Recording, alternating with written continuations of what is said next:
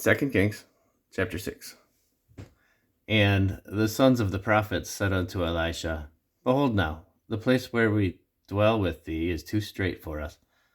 Let us go, we pray thee, unto Jordan, and take thence every man a beam, and let us make a place there where we may dwell. And he answered, Go ye. And one said, Be content, I pray thee, and go with thy servants. And he answered, I will go. So he went with them, and when they came to Jordan, they cut down wood. But as one was felling a beam, the axe head fell into the water, and he cried and said, Alas, master, for it was borrowed. And the man of God said, Where fell it? And he showed him the place. And he cut down a stick and cast it in thither, and the iron did swim. Therefore said he, Take it up to thee. And he put it on his head, and he put out his hand and took it. Then the king of Syria warred against Israel, and took counsel with his servants, saying, In such and such a place shall be my camp. And the man of God sent unto the king of Israel, saying, Beware that thou pass not such a place, for thither the Syrians are come down. And the king of Israel sent to the place which the man of God told him and warned him of, and saved himself there, not once nor twice. Therefore the heart of the king of Syria was sore troubled for this thing, and he called for his servants, and said unto them, Will ye not show me which of us is for the king of Israel? And one of his servants said, None, my lord, O king, but Elisha the prophet that is in Israel telleth the king of Israel the words that thou speakest in thy bedchamber. And he said, Go and spy where he is, that I may send and fetch him. And it was told him, saying, Behold, he is in Dothan.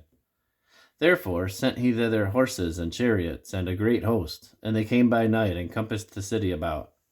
And when the servant of the man of God was risen early and gone forth, behold, the host compassed the city both with horses and chariots. And his servant said unto him, Alas, my master, how shall we do? And he answered, Fear not, for they that be with us are more than they be.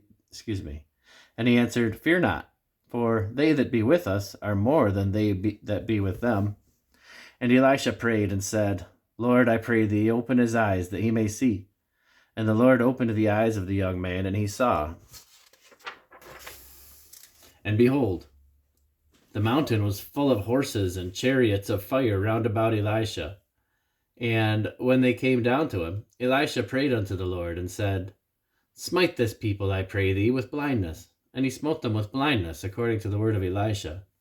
And Elisha said unto them, This is not the way, neither is this the city. Follow me, and I will bring you to the man whom you seek.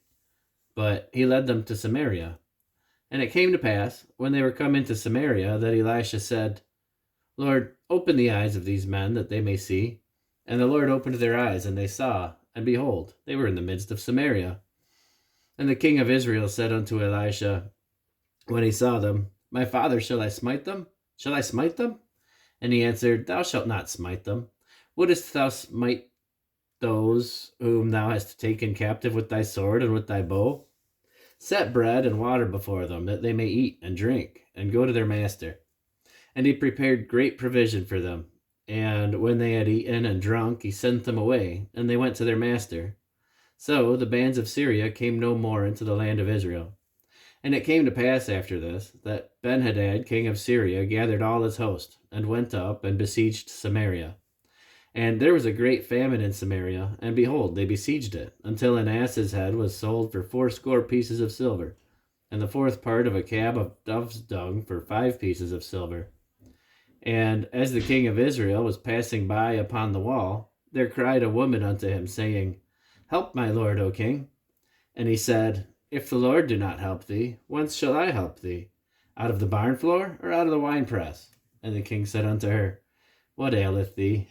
And she answered, This woman said unto me, Give thy son, that we may eat him today, and we will eat my son tomorrow.